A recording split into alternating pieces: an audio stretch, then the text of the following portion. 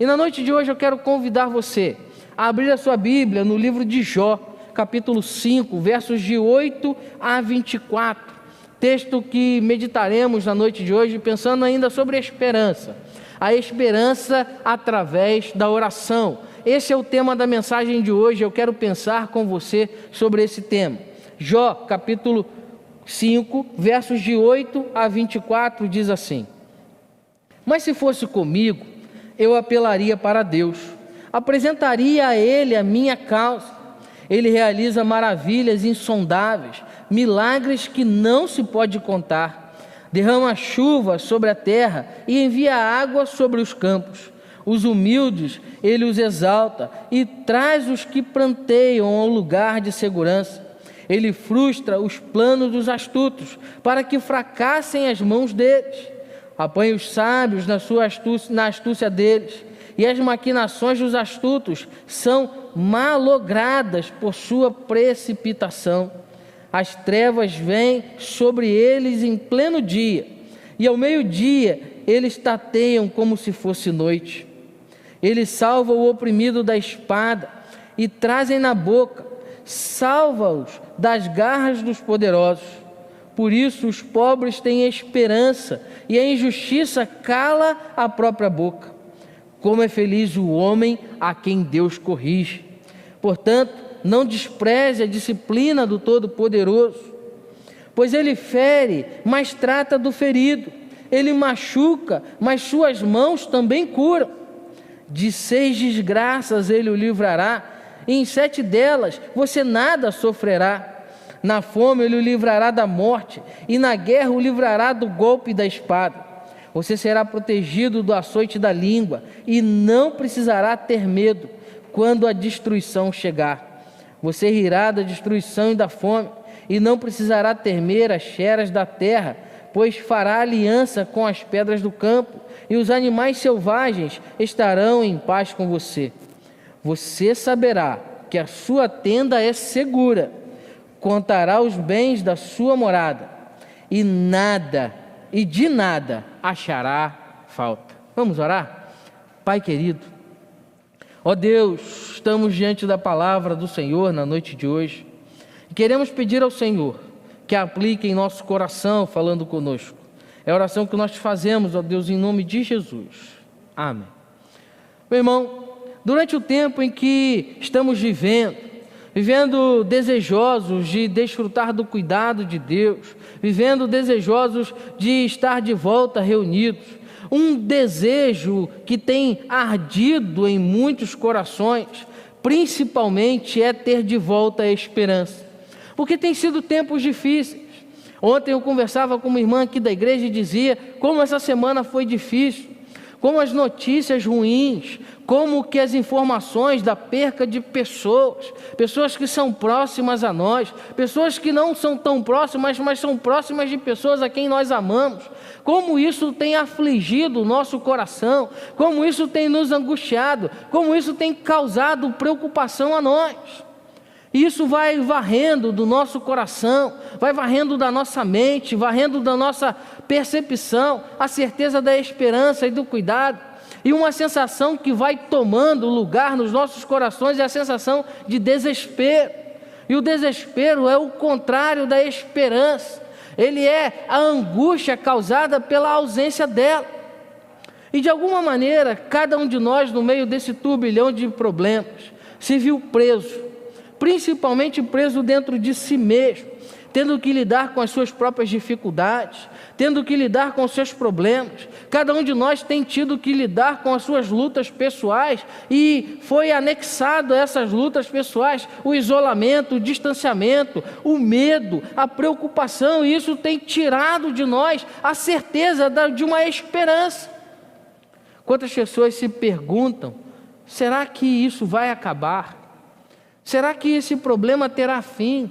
Como que tantas notícias ruins têm nos assolado, têm afligido o nosso coração? Quando isso terminará? É a pergunta do coração. Amados, a nossa rotina foi duramente alterada, drasticamente mudada.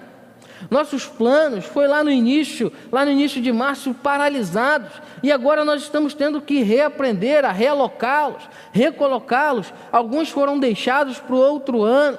Quantos jovens tinham sonhos de faculdade, sonhos de emprego, e precisaram deixar isso parado? Quantos planos nós tínhamos e precisamos deixar isso? A sensação de que a nossa liberdade foi tirada de nós é uma sensação real, e isso tem nos assustado. E muitas teses se formularam a esse respeito. Porém, o fato que se consumou é de que a esperança, ela foi tirada do nosso coração, e nós precisamos renovar as nossas esperanças no Senhor, a esperança de ter novamente a vida e o seu ciclo natural diante de cada um de nós, diante do controle absoluto de Deus. E para isso eu quero pensar sobre a história de Jó. Jó está vivendo um tempo muito difícil. Diante desses desafios da vida, precisamos olhar a vida de Jó como um servo sofredor, como um pai bíblico sofredor, mas que nos traz lições seríssimas. E dentro desse contexto, Jó não sabia do contexto espiritual daquilo que ele estava vivendo. O livro de Jó nos dá conta entre um desafio entre Deus e Satanás. E Jó passa por duas severas provações terríveis. Primeira provação, Jó perde todos os seus bens, perde os seus empregados, perde seus filhos e filhas. Jó vê toda a sua descendência ser destruída, todos os seus bens serem destruídos, todos os seus animais serem destruídos, recebe essas notícias. Mas Satanás não se dá por satisfeito, volta à presença do Senhor e agora pede a Deus a autorização para tocar na saúde de Jó. Já não bastava na vida de Jó ter perdido tudo. Agora Jó iria passar pela provação de ter a sua saúde tocada.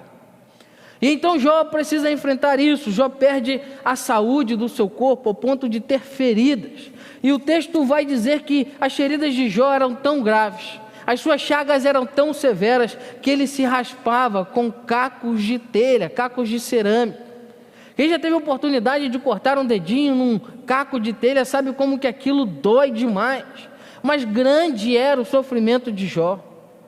Mas diante desse sofrimento, amados, precisamos olhar e perceber algumas coisas. De maneira introdutória na nossa reflexão, diante de todo esse sofrimento, Jó se mantém íntegro com o Senhor.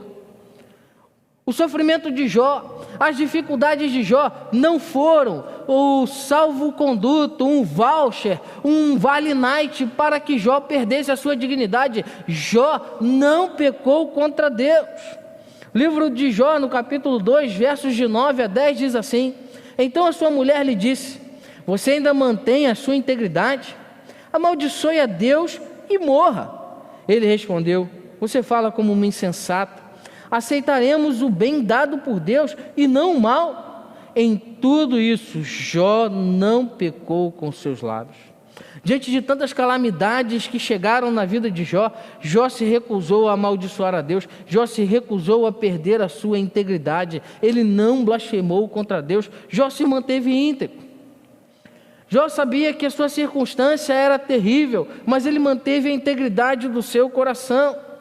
Mas mesmo mantendo a integridade do seu coração, Jó viu a sua esperança acabando. Jó viu que a sua esperança havia terminado. Jó sentiu no seu coração amargor. Amados, é natural pela nossa humanidade, diante de tanto sofrimento, diante de tantas lutas, diante de tantos problemas, ver a nossa esperança fracassando, falhando, acabando. E por isso precisamos então recorrer ao Senhor. Jó viu a sua esperança acabando, mesmo mantendo a sua integridade. E aí o texto vai dar conta que os amigos de Jó vão fazer uma visita a ele lá no capítulo 3. E Jó está sentado. E esses amigos começam a chorar e prantear ao ver Jó de longe. E Jó fica 7 dias calado. E nesses 7 dias calado, logo depois, lá no capítulo 3, você pode ler depois em casa, Jó começa então a amaldiçoar o seu nascimento. Jó diz o seguinte: olha, o dia em que eu nasci foi um dia maldito. Jó perdeu a sua paz, Jó perdeu a sua tranquilidade. A esperança havia se tornado uma realidade distante dos seus olhos. Amados, pode ser que você nessa noite que me ouve aqui, que está conosco através desse culto, esteja como Jó, achando que a esperança é uma realidade distante de você, achando que a esperança não é uma realidade possível para você. Deixa eu dizer uma coisa a você: assim como Jó, a esperança é uma realidade. Nós só precisamos encontrar as ferramentas e usá-las de maneira em que ela renasça em nosso coração. Lá no verso 26 do capítulo 3, Jó vai declarar: não tenho paz, nem tranquilidade, nem descanso, somente inquietação. Diante dessa afirmação, diante dessa confirmação de Jó, tem um amigo de Jó então que começa a respondê-lo. O nome desse homem é Elifaz. E Elifaz vai trazer para Jó algumas verdades que estavam em seu coração, mesmo sendo uma avaliação equivocada, porque Elifaz imaginava que Jó estava sofrendo a consequência do seu pecado. O sofrimento de Jó nada tinha a ver com uma prática pecaminosa dele. E isso deixa claro para mim e para você que o justo também sofre. Aqueles que são íntegros também sofrem. Deixa eu dizer algo a você: a pandemia também pode chegar na casa do crente, também pode chegar na casa do justo. Por isso precisamos ter cuidado e levar a sério. Por isso precisamos ser zelosos. Por isso precisamos estar atentos a todas as orientações de segurança, pois não podemos achar que somos imunes a isso tudo, não. Quantos irmãos nós já oramos aqui que perderam parentes, queridos, homens de Deus, mulheres de Deus que morreram vítima dessa doença. Pastores, o justo também sofre, amados, mas o sofrimento ele não é o final da vida do justo. Por isso podemos ter esperança. E Elifaz vai então trazer essa resposta. E eu quero enumerar para você algumas reações, algumas ações que precisamos ter diante de tantas dificuldades, para que a esperança possa voltar ao nosso coração. Por isso nós nunca podemos, saiba disso, nunca subestime o poder de um clamor, nunca subestime o poder de uma oração, nunca subestime o poder que clamar ao Senhor tem. E ele começa isso lá no início do texto que lemos, dizendo: mas se fosse comigo, Jó, eu apelaria para Deus e apresentaria a Ele a minha causa. Há uma verdade, amados, que está diante de nós. A oração, ela é poderosa. A oração pode transformar tudo. A oração pode mudar as circunstâncias e a nós mesmos. Por isso não podemos descartar o poder da oração. Por isso a oração é a chave para recuperarmos a esperança. Há uma frase de Alan Redspach que diz: a oração não apenas auxilia a colocar as nossas vidas em conformidade com a vontade de Deus, como também nos prepara para receber a resposta. A oração não apenas nos auxilia a colocar as nossas vidas em conformidade à vontade de Deus, mas nos prepara para receber a resposta. Por isso começa dizendo: olha, se fosse eu apresentaria a minha causa para o Senhor. Quantos de nós estamos lamentando, estamos questionando, estamos duvidando, mas não complicamos, não cumprimos a orientação da palavra de colocar tudo diante do Senhor. Jó era homem íntegro, está sofrendo, e ele diz para ele: Jó, você está amaldiçoando o seu dia de nascimento, mas você não colocou a sua questão perante o Senhor. Meu irmão, você já colocou a sua questão perante o Senhor? Coloque a sua questão perante o Senhor. E a primeira coisa que eu quero relatar para você é que a esperança ela pode vir através da oração, porque vai enumerar uma série de verdades para que possamos orar crendo na resposta do Senhor. E a primeira grande verdade é que Deus ainda faz grandes coisas. Verso 9: Ele realiza maravilhas insondáveis. milagres que não se pode contar. Esta, amados, é uma verdade gloriosa e poderosa que podemos declarar. Deus é um Deus de grandes realizações, Deus é um Deus de poder, Deus é um Deus de maravilha, Deus é um Deus que ainda hoje realiza grandes coisas, Deus é um Deus que ainda hoje realiza milagres. Deus deseja realizar milagres na minha vida e na sua vida. Deus tem realizado milagres em nosso meio. Deus tem feito grandes coisas. Por isso, podemos ter esperança em clamar a Ele, porque Deus tem poder para mudar circunstâncias. Nós precisamos olhar e perceber o cuidado que Deus tem demonstrado, perceber o seu amor conosco. Deus tem respondido, amados, às nossas orações nesse tempo. Deus tem feito maravilhas em nosso meio. Deus tem nos ajudado a levantar e continuar todos os dias. E isso, amados, precisa mover o nosso coração para levar a Deus as nossas necessidades, para colocar diante dEle as nossas angústias, para clamar ao Senhor, pois Deus é um Deus que ainda faz grandes coisas. Deus ainda transforma histórias, Deus ainda realiza maravilhas, Deus ainda muda circunstâncias, Deus ainda transforma pessoas, Deus ainda cura pessoas. Por isso podemos ter esperança. Podemos ter esperança em Deus que ainda faz grandes coisas, providenciando as nossas necessidades. Lá no verso 10, Ele faz dizer isso: derrama chuva sobre a terra e envia água sobre os campos. Deus prepara tudo para que possamos ter as nossas necessidades supridas. E Ele usa uma ilustração da chuva e da água. O povo era um povo que vivia no deserto, você sabe disso. E o povo de Deus cresceu ali, Jó sabia da importância da água, e ele vai dizer o seguinte: olha, Deus envia a chuva sobre a terra e a água sobre os campos. Amados, para um povo que habitava numa região de deserto, chuva e água é algo fundamental. Para mim e para você, chuva e água é algo fundamental. Essa chuvinha que caiu à tarde, como é gostoso, uma tardezinha chuvosa, né? Muitos gostam de dormir, outros gostam de fazer lá um chocolate quente e ficar enroladinho, mas a chuva é fundamental.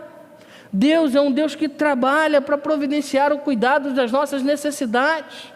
Isaías, no capítulo 64, verso 4, diz isso: desde os tempos antigos, ninguém ouviu, nenhum ouvido percebeu, e olho nenhum viu outro Deus, além de ti, que trabalha para aqueles que nele esperam.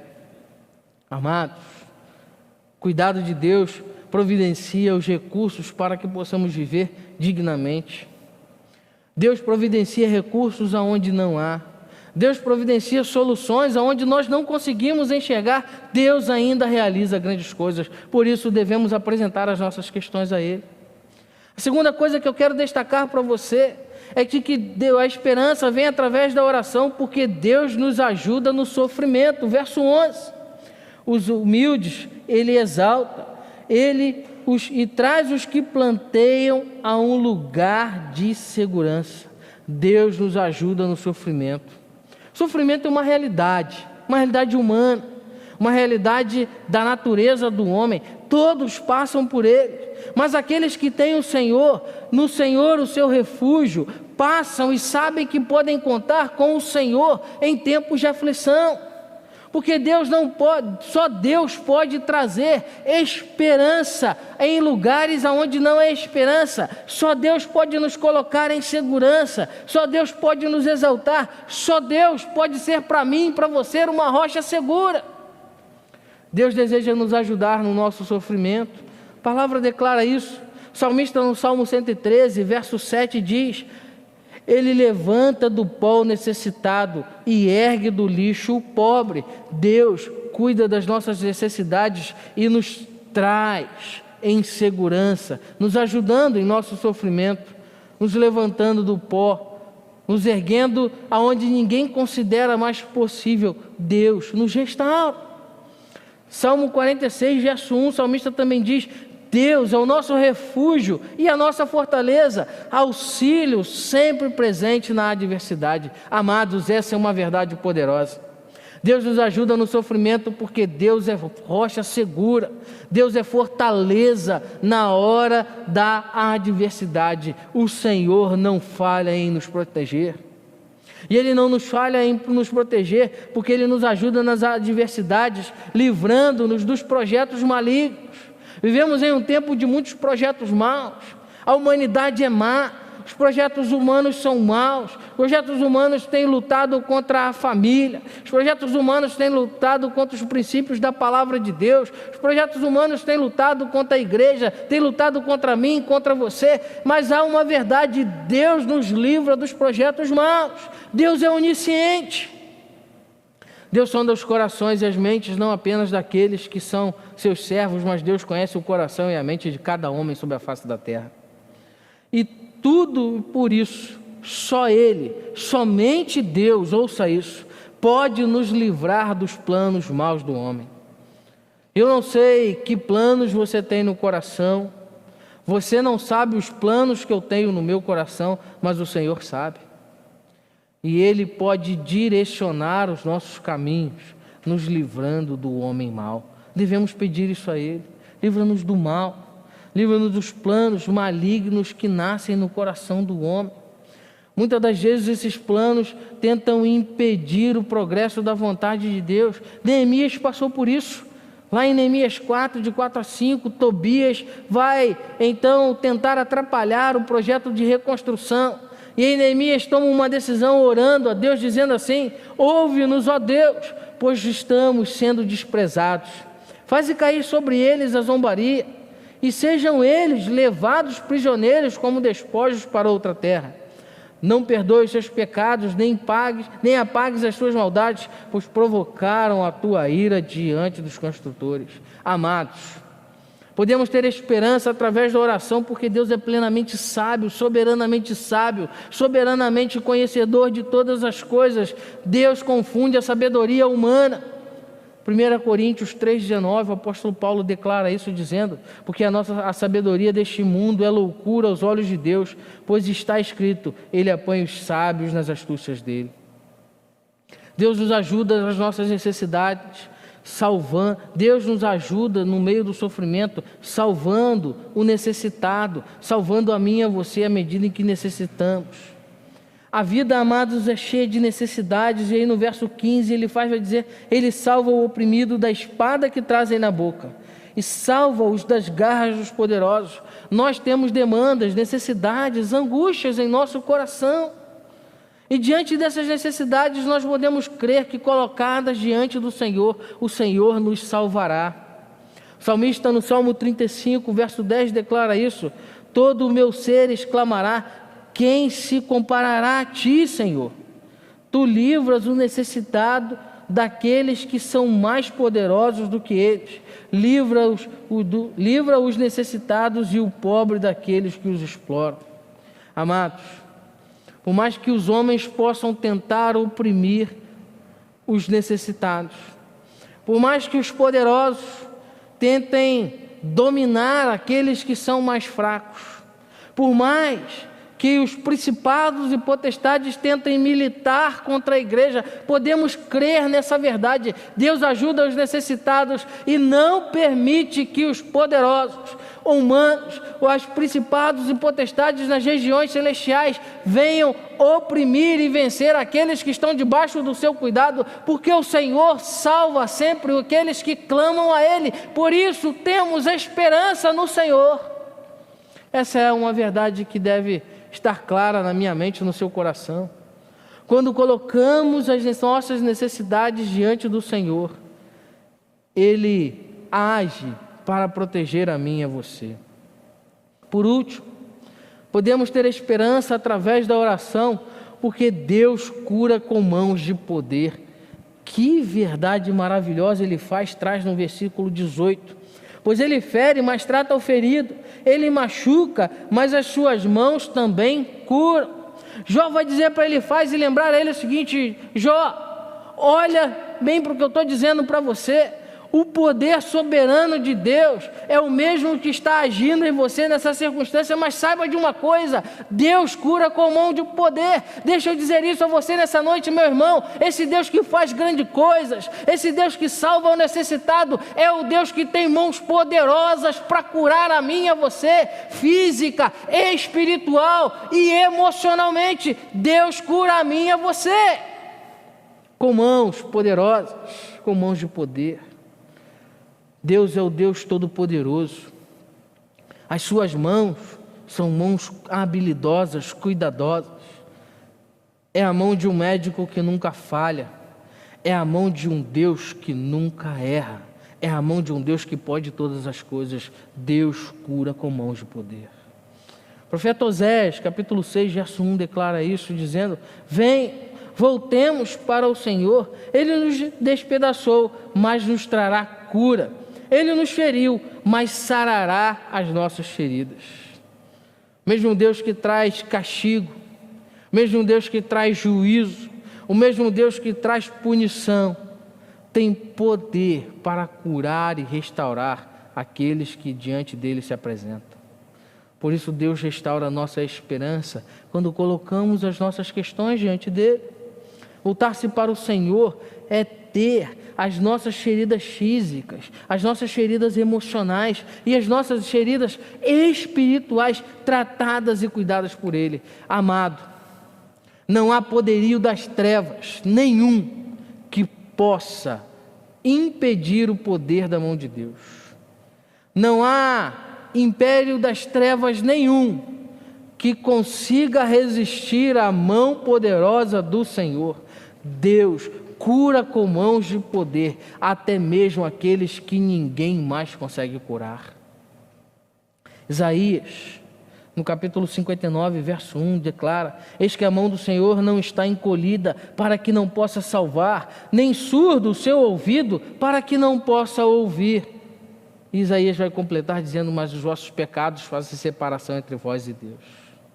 Amados, a mão do Senhor não está encolhida para que não possa cuidar de nós. E Deus cura com mãos de poder, livrando os seus filhos da morte. Somente o Senhor pode nos fazer, amados, andar em segurança. Essa é uma verdade que Ele vai dizer no verso 20, olha: na fome Ele o livrará da morte, e na guerra o livrará do golpe da espada. O Senhor nos faz andar em segurança. Ele usa dois contextos aqui que traziam calamidade no tempo de Jó. O primeiro contexto era o contexto da fome. A fome trazia castigo, trazia dificuldades, trazia muita morte. E ele diz: olha, o Senhor cura com mão de poder, livrando da fome, da morte de fome. E não só isso, na guerra Ele livra de espada, era a segunda calamidade. Amados, esse mesmo Deus que Ele diz a Jó, que cura na guerra e que salva da guerra e que salva da fome, é o mesmo Deus que hoje continua curando com mãos de poder no meio da pandemia, no meio de crise financeira, no meio de uma bagunça geral e do caos da humanidade. Esse mesmo Deus continua livrando seus filhos da morte. E ainda que a morte física chega, poderemos declarar que estamos livres da morte espiritual, sendo recebidos pelo Senhor Jesus, declarando: vinde a mim, benditos de meu Pai, para o descanso eterno. Pois a morte para aqueles que servem ao Senhor é apenas a passagem da vida humana para uma vida gloriosa na presença de Jesus. A morte não é mais motivo de temor. O salmista, no Salmo 33, versos de 18 a 20, declara sobre o Senhor que livra os seus filhos da morte. Ele vai dizer: mas o Senhor protege aqueles que o temem. Eles firmam, e os que firmam a esperança no seu amor, para livrá-los da morte e garantir-lhes a vida. Mesmo em tempos de fome, nossa esperança está no Senhor. Declare isso.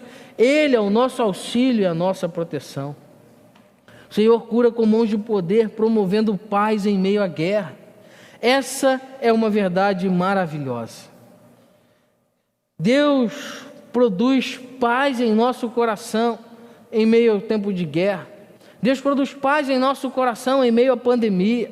Deus produz paz em nosso coração em meio a tantas notícias catastróficas que temos recebido. Deus cura o nosso coração promovendo paz dentro de nós. Mesmo que tudo do lado de fora esteja o caos, Deus traz paz ao nosso coração. E a oração produz paz em nosso coração.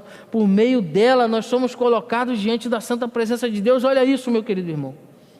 Ao fechar os seus olhos e clamar ao Senhor, você está na presença gloriosa de Deus. Não há verdade mais maravilhosa do que essa. Um dos maiores privilégios da oração é desfrutar da paz que vem da presença de Deus. Aonde a presença de Deus está, não há confusão. Aonde a presença de Deus está, o sinal característico é de paz. E aqueles que oram recebem do Senhor a paz. E aqueles que têm paz no seu coração sabem que Deus está cuidando com mãos de poder. Paz em meio à guerra é não permitir que as circunstâncias do lado de fora, as circunstâncias do mundo em caos, dominem o nosso coração. É desfrutar da presença de Deus o tempo todo.